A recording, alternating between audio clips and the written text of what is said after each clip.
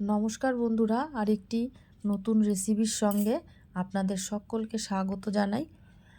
আজকে আপনাদেরকে করে দেখাবো অরেঞ্জ বরফি। অরেঞ্জ বরফিগুলো দেখতে যেমন লোভনীয়, খেতেও অসাধারণ টেস্টফুল, মজাদার। মুখে দেওয়ার সঙ্গে সঙ্গে মিলিয়ে যাবে। দেখুন বন্ধুরা, কতটা জেলি হয়েছে, জেলির মতন একদম।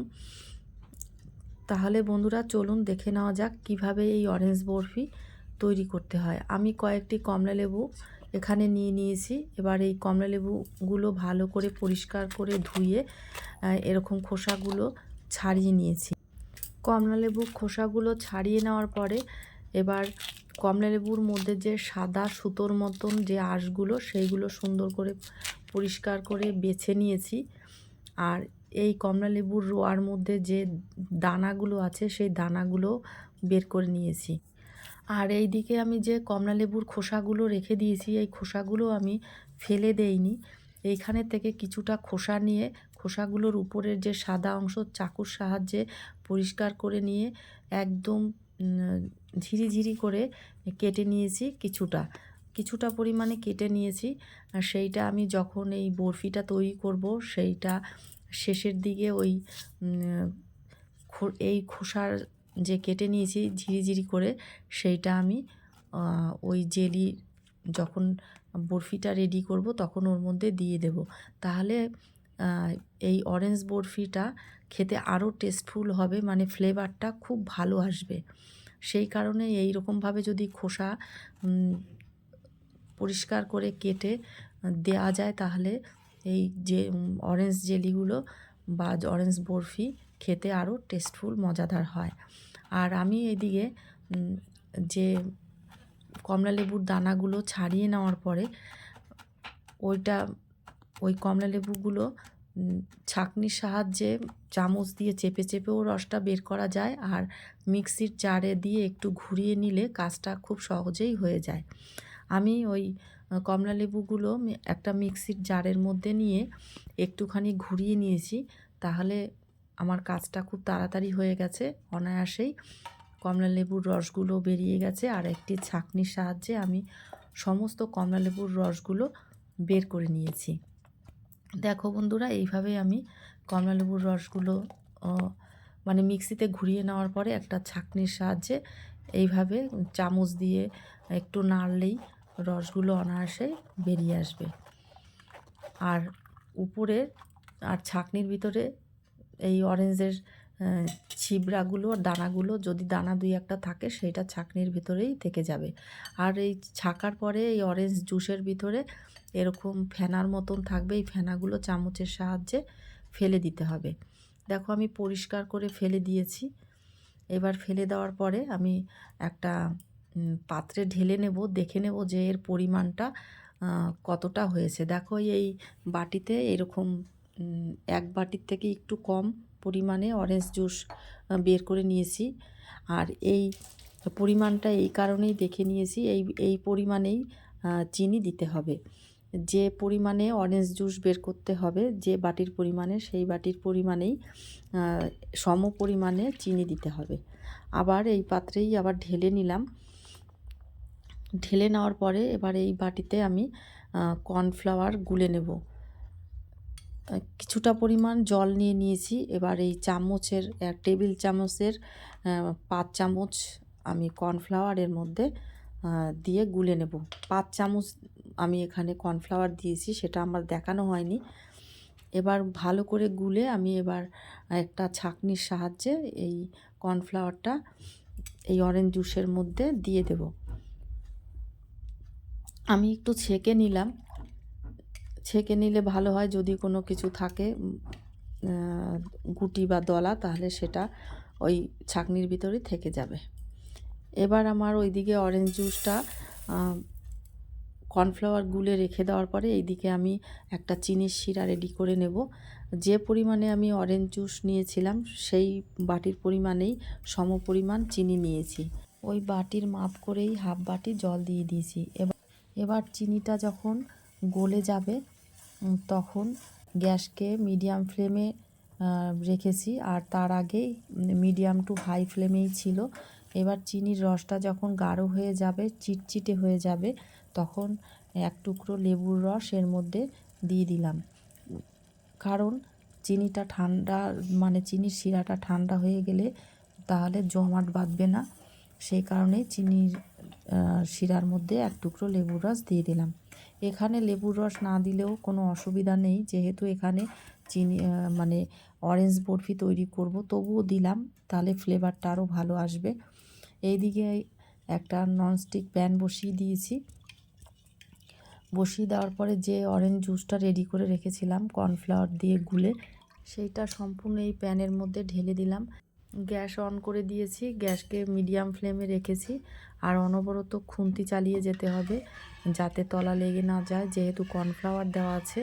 এই কারণে যত এই অরেঞ্জ জুসটা গরম হতে থাকবে তত গাঢ় হতে থাকবে।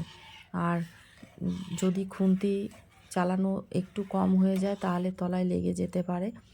আর এইবার দিয়ে দিলাম পরিমাণ মতন লবণ দেওয়ার পরে এইভাবে আরও কিছুক্ষণ এরকম নাড়তে থাকবো। আর বন্ধুরা, আমার এই ভিডিওটি যদি তোমাদের ভালো লেগে থাকে তোমাদের বন্ধুবান্ধবের কাছে শেয়ার করো, যাতে তারা এই ভিডিওটি দেখে উপকৃত হয়। আর আমার এই ভিডিওটি যদি তোমাদের ভালো লেগে থাকে আমার এই ছোট্ট ইউটিউব চ্যানেলটিকে সাবস্ক্রাইব করার জন্য তোমাদের কাছে আমার অনুরোধ রইল। আর এইবারে যে চিনির শিরাটা রেডি করে রেখেছিলাম সেই চিনির শিরাটা অল্প অল্প করে এরকম দেব। দেওয়ার পরে বেশ কিছুক্ষণ ধরে জাল করে নেব। এবার যখন আরও চিনির শিরাটা অনেকটা শুকিয়ে আসবে তখন আবার ওই চিনির শিরা ঢেলে দেব। এইভাবে অল্প অল্প করে দিতে হবে আর বেশ কিছুক্ষণ ধরে জাল করে নিতে হবে। এইভাবেই আমি সমস্ত শিরাগুলো দিয়ে ভালো করে জাল করে নিয়েছি। আর দেখো বন্ধুরা, কত সুন্দর কালার এসছে, একদম হলুদ কালার এসছে। এইটাই ন্যাচারাল কালার। এর মধ্যে ফুড কালার দিতে পারেন, তাহলে দেখতে আরও সুন্দর হবে। আমি একটু ফুড কালার এর মধ্যে মিশিয়েছিলাম, সেটা দেখানো হয়নি, তাহলে কালারটা আরও সুন্দর এসছে শেষের দিকে।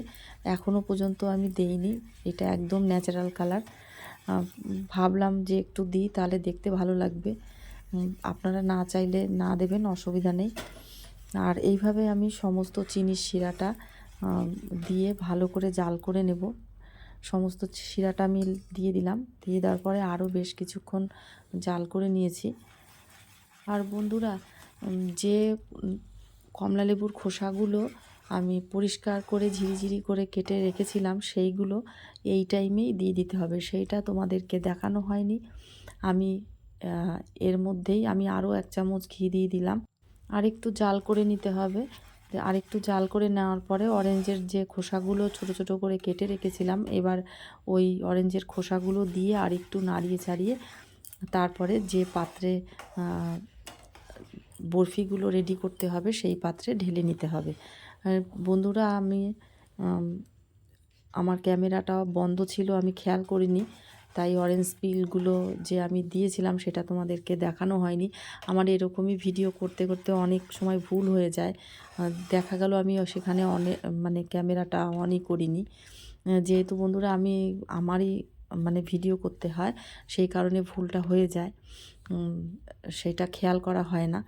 আর বন্ধুরা, ভুল হলেই সেটা শুধরানো সম্ভব, আর সেটা আমি তোমাদের মুখেই বলে দিই। এই যে যে থালাটায় আমি ঢেলেছি, এই যে থালাটার কাঁধাটা এটার একটু উঁচু কাঁধা হলে ভালো হয়, তাহলে বরফিগুলো একটু মোটা মোটা হবে, অর্থাৎ যে লেয়ারটা বরফির লেয়ারটা ভালো আসবে, একটু মোটা আসবে। মোটা হলে দেখতেও ভালো লাগবে।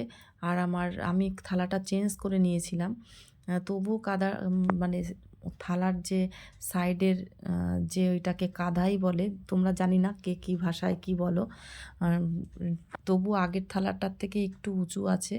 আর এটা আমি এর মানে অরেঞ্জ জুসটা ঢালার পরে 4-5 ঘন্টা আমি রেখে দিয়েছিলাম এমনি নর্মাল টেম্পারেচারে। রাখার পরে দেখো একদম জমাট বেঁধে গেছে। এইভাবে আঙুল দিয়ে একটু চাপ দিতেই সাইডগুলো ছেড়ে আসছে। যে থালাতে বরফিগুলো কেটে নেব সেই থালাটা এর উপর দিয়ে এবার উল্টে দিলাম, দিয়ে একটু হাত দিয়ে ট্যাপ করে নেওয়ার পরেই অনায়াসেই ওই পাত্রে ছেড়ে আসবে। দেখো তোমরা, থালাটাও একটু উঁচু করে নিলাম, দেখো একটু সাইডে সরে গেছে আর একদম জেলির মতন জেলি হয়ে গেছে, খুব নরম তুলতুলে। দেখতে কতটা লোভনীয় লাগছে, খেতেও অসাধারণ টেস্টফুল মজাদার বন্ধুরা। তোমরা এইভাবেই বাড়িতে তৈরি করো, আর তৈরি করে কেমন হয়েছে আমাকে কমেন্ট করে অবশ্যই জানিও। আর তোমরা তোমাদের পছন্দ অনুসারে যে যেরকম শেপে কাটতে চাও সেই শেপেই তোমরা কেটে নিও। আমি চৌকো শেপে কেটে নিয়েছি, আর এইভাবে করে আস্তে করে বের করে নিয়েছি। আর তোমরা যদি এই বরফির লেয়ারটা যদি আরও মোটা তৈরি করতে চাও, তাহলে যে পাত্রে তোমরা অরেঞ্জ বরফিটা রেডি করবে সেইটার হাইটটা একটু বেশি রাখবে। দেখো কত সুন্দর হয়েছে, কত তুলতুলে একদম।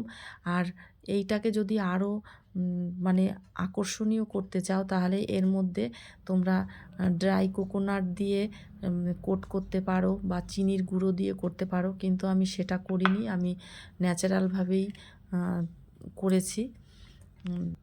আমার এই ভিডিওটি তোমাদের কেমন লাগলো অবশ্যই কমেন্ট করে জানিও। আর বন্ধুরা, একটা বরফি তোমাদেরকে কেটে দেখাচ্ছি, তোমরা দেখো।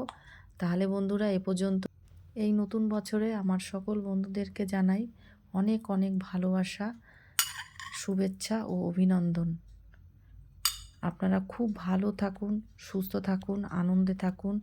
নতুন বছর আপনাদের খুব খুব ভালো কাটুক।